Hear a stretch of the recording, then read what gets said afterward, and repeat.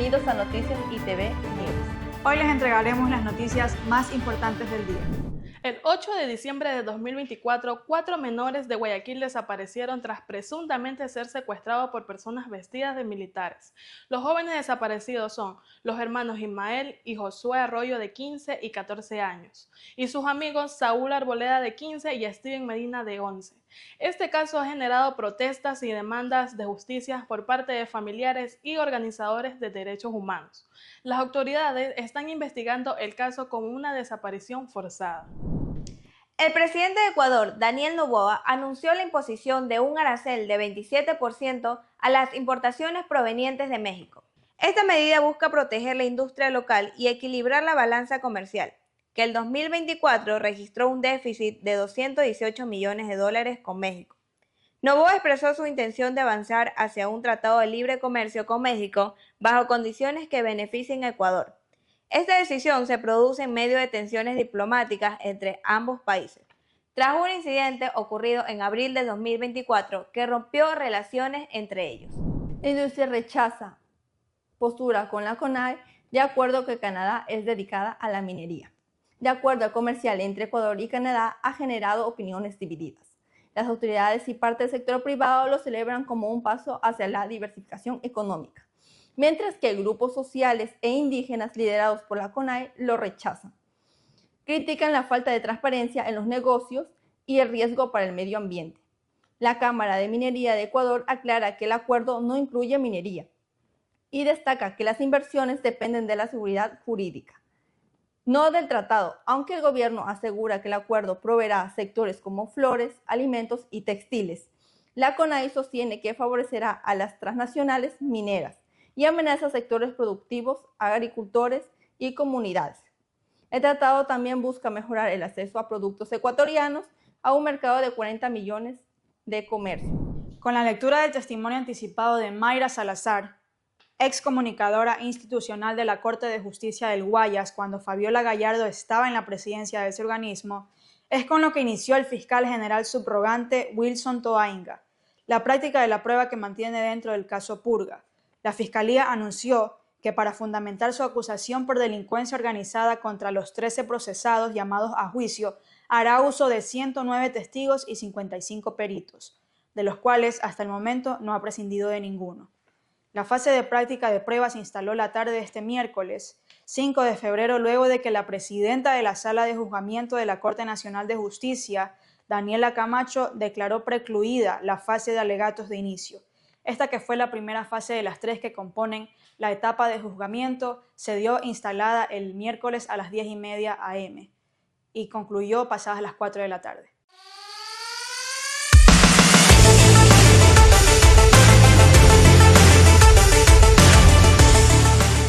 La alegría y la euforia de la hinchada ecuatoriana en el Puerto Santana se siente con fuerza, brindando todo su apoyo a la selección en este importante encuentro contra Bolivia. Nuestro comunicador, Ariel Suárez, se encuentra en pleno ambiente con los fanáticos y nos contará toda la emoción y pasión de los seguidores tricolores mientras se prepara este gran partido. Ariel, te escuchamos. Cuéntanos cómo se siente el ambiente en el Puerto Santana. Muy buenas noches, nos encontramos aquí en el Gran Puerto Santa Ana. Mi nombre es Ariel Suárez. Nos encontramos frente al local Árabe Mexican Food. Aquí estamos presenciando el partido de Ecuador vs Bolivia que se está llevando a cabo en el gran monumental Estadio Guayaquil por las eliminatorias al Mundial 2026. Aquí se está viviendo un ambiente muy bueno, un ambiente que de verdad es muy bonito para pasar en grupo, para pasar en familia. Y ahorita vamos a ir a preguntarle a unas personas de por aquí qué es lo que opina del partido, qué es lo que piensa esta gente. Amigo, ¿cómo estás? Hola, ¿qué tal, bro? ¿Cómo estás, amigo? ¿Qué tal, bro? Amigo, quiero hacer una pregunta. ¿Cómo ves ahorita Ecuador en el primer tiempo? Ahorita Ecuador lo veo que está jugando de una manera calidosa, aún como una de las mejores selecciones latinoamericanas. Amigo, ¿cómo crees que quedará Ecuador en el segundo tiempo? Al final, ahorita que van 2-0, que ves que está ganando la posesión mucho, ¿cómo crees que quedará el segundo tiempo, el final? Yo creo que ya el segundo tiempo queda 2-1 a favor de Ecuador, porque Ecuador está jugando bien, pero yo creo que Bolivia remonta aunque sea un gol, pero gana Ecuador.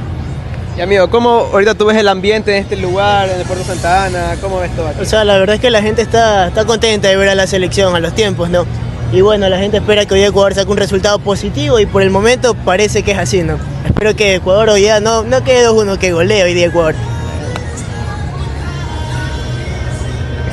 Bueno, aquí nos ayudaron unos amigos a decir sus opiniones, su punto de vista, de cómo vean aquí el ambiente hoy en día, el partido.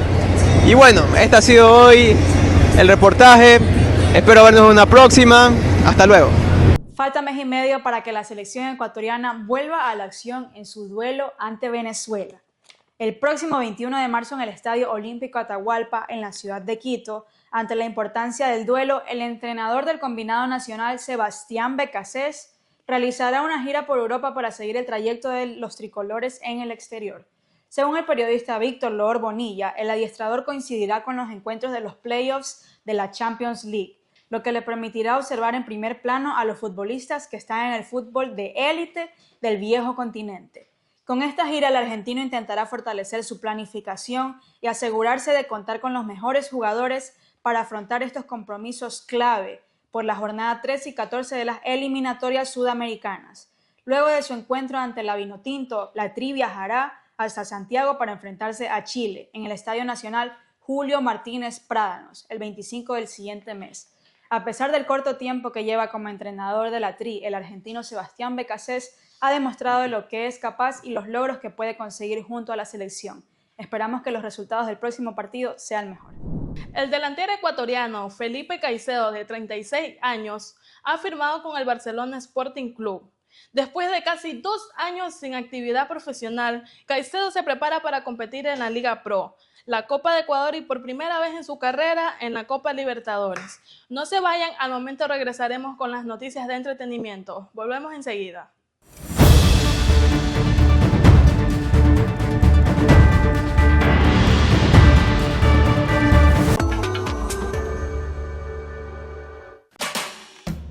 Tu pasión no se detiene.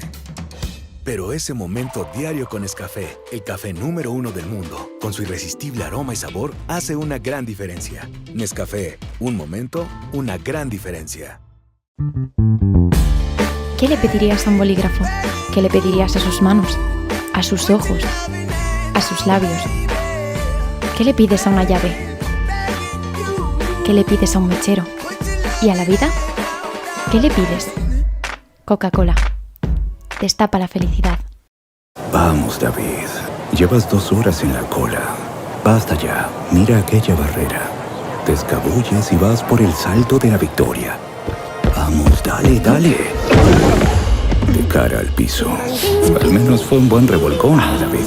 Para que todos aplaudan. No te calientes, refréscate. Está hecha para ti. Tu cuerpo la necesita. Nada es más saludable. Para antes de tu almuerzo, para después de ejercitarte, para iniciar el día, para terminarlo en perfecta armonía. Nada sabe como el agua. Planeta Azul.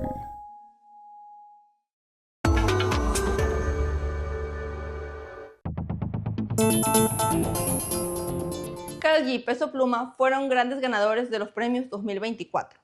Con 5 galardones cada uno, Karol G destacó en categorías como Artista Femenina y Mejor Álbum Urbano, mientras que Peso Pluma brilló en el ámbito regional mexicano. La gala, celebrada en Puerto Rico, homenajeó a La Fania y contó con presentaciones de Nati Natasha, Wisin, Emilia y otros más. Sin fresas no hay paraíso. Es un emprendimiento que combina pasión, innovación y mucho sabor. Este local ha conquistado a todos con su especialidad. Fresas con crema, con un crecimiento exitoso. Hoy les contaremos cómo surgió esta deliciosa idea que se ha convertido en todo un éxito.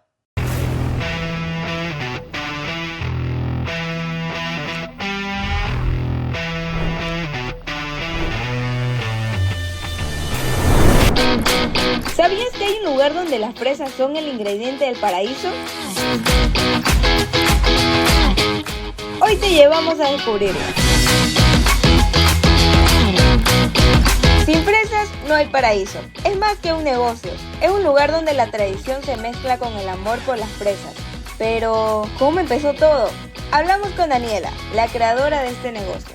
Sin Fresas No Hay Paraíso nació en el mes de marzo, el 1 de marzo. La idea principal nació de mi hermana y una amiga de mi hermana y yo. O sea, principalmente éramos 3. Pero surgió la idea de ellas, el nombre se nos ocurrió a las 3. Y bueno, ha sido un camino largo, pero reconfortante, ya por decirlo así. La calidad ante todo, porque en el paso de ya casi el año que tenemos, hemos probado con todo tipo de crema y hemos sacado la conclusión que lo mejor para esto es la calidad. Y nosotros esperamos nada más que sepan apreciar la calidad que nosotros les brindamos. Con la bendición de Dios lo veo ya en un local, en un lugar un poco más estable, en lo que nuestros clientes se puedan sentar y puedan consumir nuestro producto en un buen ambiente. Y personalmente, como lo he dicho, que no tengan vergüenza. Que no tengan vergüenza, que emprender no es nada malo. Emprender es un paso a crecer. Que adentren al mundo de lo que es los emprendimientos, que va a ser muy reconfortante, la verdad.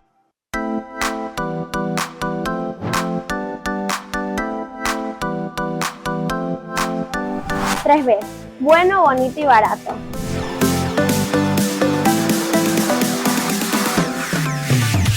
Lo que me llamó la atención fue que cuando comía fresas con crema me iba a sentir en el paraíso, más en Sin Fresas No Hay Paraíso.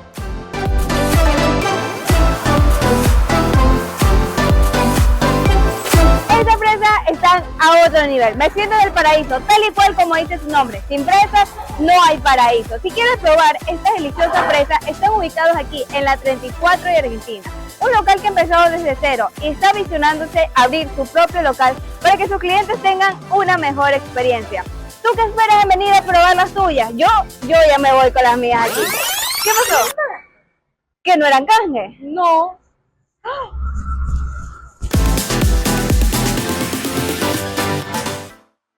Y con esto concluimos nuestra edición de hoy. Gracias por habernos acompañado y por mantenerse informado con nosotros.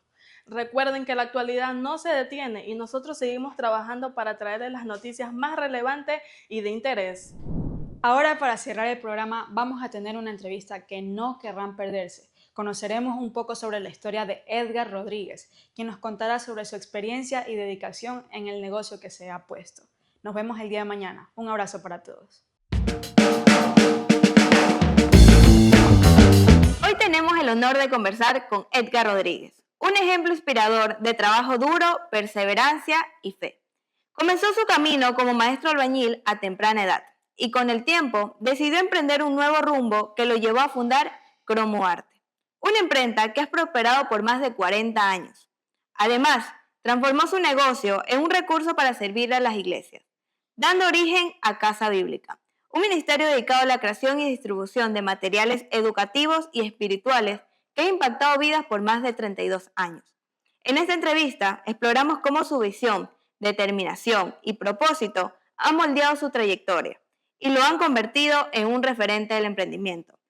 Bienvenido, Edgar, y gracias por acompañarnos. Gracias, para mí es una bendición también y el poder también compartir a otros de lo que sí se puede lograr, por cierto, con la ayuda de Dios. Amén. Queremos conocer a profundidad tu historia. Sabemos que tu historia comienza desde muy joven. ¿Qué te motivó a buscar independencia económica desde tan joven?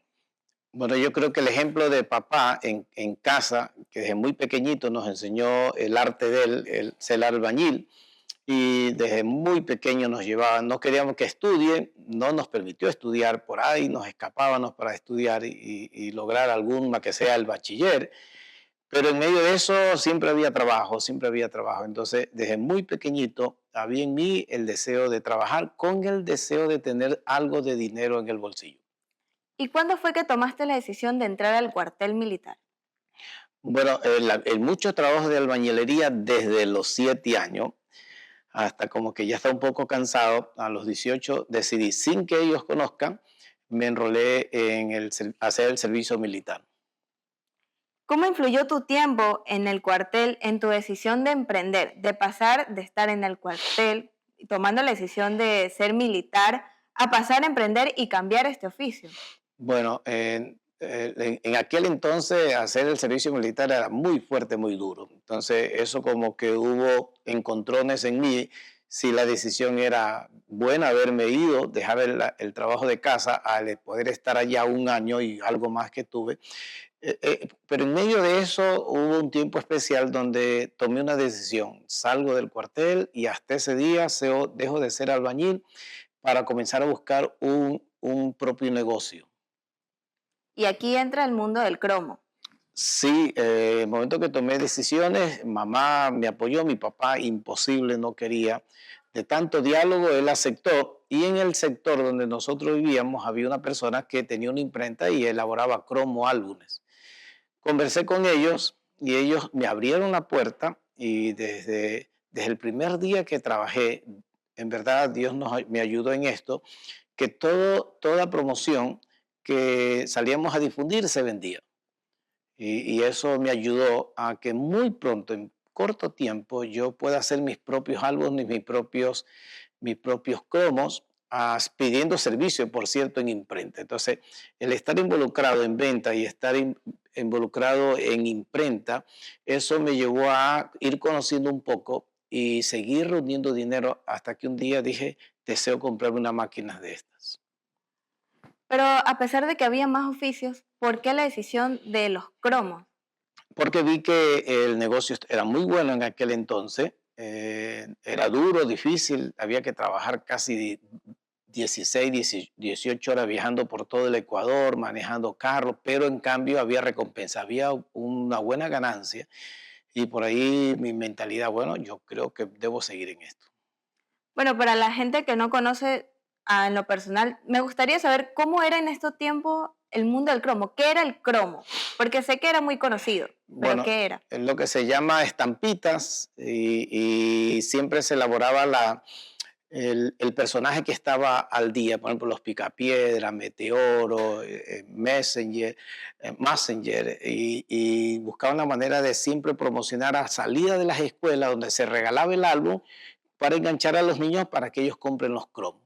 Cuando uno de estos personajes se vendía bien, entonces había mucha ganancia en esa parte. Bueno, escuchaba en la pregunta que me respondías en antes que estando en el mundo del cromo, conocer de las imprentas, te motivó a crear tu propia imprenta. ¿Cómo fue o cuál fue el impacto o el desafío más grande que tuviste al crear CromoArte? Sí, bueno, en el momento que tomé la decisión de hacer mi propio emprendimiento, usando este término actual, entonces vi que necesitaba la imprenta. Necesitaba la imprenta porque si no los gastos, yo trabajé 2 años imprimiendo en una imprenta, los cromos, los álbumes, ir a imprimir, llevar a cortar otro lado, llevar otro para que armen los paquetes, era un trabajo muy fuerte. Entonces, pero en medio de eso, yo seguía reuniendo, con mi propósito, y yo creo que una de las claves, adelantando un poquito, es que todas las cosas que compré, las 3 máquinas Oxy, cortadoras, todas las compré al contado. Nunca hubo en mi mente de comprar a crédito o que alguien me las facilite y les irles pagando. No, creo que una de las decisiones bien tomadas es que toda cosa, ya sea los carros y las máquinas, fueron compradas al contado.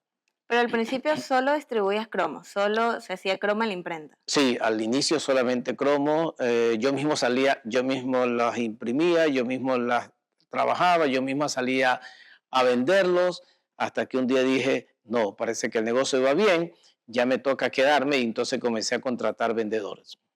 Ok. ¿Y después de los cromos qué vino? Bueno, los cromos estuvo por muchos años, porque el negocio era muy bueno y había que mantenerse. Pero llegó un momento de parte de Dios en mi vida, es que así como lo recibí de nada, porque vengo de una familia de bajos recursos, de ultra bajos recursos, donde desde muy pequeño, cuando no había trabajos de albañilería, iba a vender colas al estadio, salía a vender encauchados, salía a betunar zapatos. Entonces, eso me ayudó a que siempre el esfuerzo que haga se logre un objetivo. ¿Ok? Se logre ese objetivo. Entonces, me llevó a que mi deseo de pronto darle gracias a Dios, ese es el término. darle gracias a Dios de haber recibido de a nada, ¿no? De nada, de repente tener dinero, comprar en efectivo un carro en una concesionaria, comprar una máquina, comprar otra máquina. Entonces tomé una decisión firme de fe, es que las primeras 3 trabajos que se hizo en la imprenta fueron un corario, que es cántico para personas en los cultos de la iglesia, un corario de niños, que es cántico de niños, y en aquel entonces lo que se le llama himnos de alabanzas a Dios. Esos son los primeros trabajos. Entonces, por ahí también comenzó lo que se llama actualmente Ministerio Casa Bíblica. Eso es lo que te motivó a transformar Cromoarte en un recurso para iglesias. Sí, bueno, vi que había recursos, como que dije, bueno, hasta aquí nomás. Dije, ahora quiero dedicarme de lleno al servicio de Dios, y a la vez que la imprenta ya no solo imprima cromos, sino también servicio a la comunidad. Y en aquel entonces muchas de las iglesias comenzaron a conocernos, ellos enviaban a hacer sus volantes, sus afiches, sus tratados, sus sobres. Entonces por ahí ya se fue abriendo, como se llama, una cartera de clientes, pero a nivel de la iglesia. Entonces vi que por acá no iba a haber tanta ganancia, pero con eso estaba muy cómodo. Ya se había logrado el objetivo de tener una imprenta, tener una vivienda, tener los vehículos, y dije, tiempo de descansar y tiempo también de dedicarme al servicio de Dios. ¿Y qué impacto ha tenido Ministerio Casa Bíblica en las comunidades en las que sirve? Quizás personalmente no lo veo tan claro, pero cuando otras personas alrededor me dicen, oye, todo el mundo te conoce, tú estás, tu material se usa en tal iglesia, tú has capacitado este año más de 5,000 personas, has dado talleres, congresos, como que eso que otras personas ven en nosotros es quizás que puede decir el impacto. Pero en lo personal pienso que no, pienso que mi deseo es seguir sirviendo, ya sea a pocos, ya sea grande, pero el deseo de escribir un libro y comenzar a que un niño tenga ese libro en las manos, eso es de mucha bendición. Sé que actualmente eres pastor, miembro activo y líder de una iglesia, ¿correcto? Claro, sí. En medio de ya involucrarme, que la imprenta que se llama Cromoarte pasó a ser Ministerio Casa Bíblica directamente. Entonces yo voy a estar involucrado más al servicio de la iglesia. Por cierto, a la comunidad. Hablar de la iglesia es hablar de la comunidad. Pero en medio de ese involucramiento, Dios comenzó a hacer algo especial en mi vida, llamarme al ministerio del pastorado, el poder prepararme en un seminario. Entonces eso indicaba que me iba a estar desvinculándome a nivel de la imprenta un poco. Ya mis hijos comenzaron a crecer, ya mi esposa más involucrada, entonces ellos ya iban metiéndose en esa área y yo tenía más espacio para dedicar ya al servicio de Dios. Actualmente soy pastor de una iglesia ya por 25 años. ¿Y cómo distribuyes un tiempo entre ser pastor, ser jefe de una imprenta, de su propia imprenta, y ser padre? Eso siempre ha habido un reclamo de parte de mis hijos, ¿no? Espero que cuando ya estén mayores puedan decir, comprendo a mi papá. Quizás el tiempo fue compartido, porque son 4 áreas en el cual actualmente todavía la comparto, ¿no? Lo uno por la imprenta, el otro el Ministerio Casa Bíblica, que es escribir, difundir, dar talleres, y la otra es la parte netamente de la familia, papá, esposo. Entonces, pero las fuerzas vienen de Dios. Si Dios nos involucra en algo, Él sabe hacer las cosas y las hace muy, muy perfectas. Entiendo. Y tu historia destaca mucho el trabajo duro, la administración y la fe. ¿Cuál consideras que ha sido la clave de tu éxito? La fe en Dios. Y la fe en Dios, pero el poder ser buen mayordomo de los bienes que ingresaron. Porque yo recuerdo, y quizás rápido así, al inicio comencé yo como socio de otro joven de mi misma edad. Y como éramos socios, un día decidimos que si él se compraba un pantalón, yo me compraba un pantalón. Si él se compraba un zapato, yo me compraba un zapato. Pero aquí un poco chistoso, ¿no? Yo me los compraba y literalmente bata aquí en la bahía. Él iba a la Merced en aquel entonces, quizás estos jóvenes que están aquí no lo conocen, pero hablar de la Merced aquel entonces era el lugar más aniñado. Como decir San Borondón ahorita. pero almacenes de calidad. Entonces él se compraba unos zapatos de marcas y de calidad. En aquel entonces, pensemos, un 80%, yo gastaba un 8%, literal. Pero así era el trato. Así era el trato. Pero entonces, literal, él logró algo, no alcanzó, no logró nada. Actualmente no tiene nada. Pero yo pude, después hubo la parte de que ya no fuimos socios y comencé a trabajar solo. Entonces ahí es cuando comencé a arribar un poco más. Pero puedo decirlo, ser mayordomo de los bienes que Dios nos provee, pero sobre todo serle fiel a Dios y también el poder comprar las cosas al contado. El crédito ahoga y hasta trae estrés, depresión. Entonces, mi sentir siempre fue comprar todo al contado. Esa creo que fue otra parte, la clave del éxito. ¿Qué consejo le darías a alguien que quiere comenzar un negocio desde cero, como tú lo hiciste? Bueno, entran las dos cosas, ¿no? Creerle a Dios. Una cosa es creer en Dios, otra cosa es creerle a Dios. Pero todos tenemos la capacidad. O sea, no hay un ser humano en la tierra que tenga más capacidad que otro. Es cuestión de saber desarrollar las capacidades. Por ejemplo, quien les habla, como yo no pude estudiar de pequeño, sentí el deseo de prepararme. A los 50 años yo saqué mi licenciatura recién, en medio ya del llamado. Pero sí se puede. Siento ahorita un cosquillo de querer sacar mi maestría. Y estoy con ganas de hacerlo a la edad de 62 años que tengo. O sea, sí se puede, porque sí tenemos la capacidad, Dios nos ha dado. Es cuestión de desarrollarla y tomar una meta y dedicarse a cumplirla. Muchas gracias, Edgar, por acompañarnos en esta entrevista y contarnos tu historia del trabajo duro, la administración y la fe, que tiene una parte importante en toda su historia. Muchas gracias por este momento y por contestar las preguntas y por darle ese consejo a quienes nos están viendo, que desean emprender, que desean tener ese pasito, que no saben cómo hacerlo, pero todo se puede. Gracias por acompañarnos una vez más y gracias a ustedes también por vernos. Nos vemos en la próxima.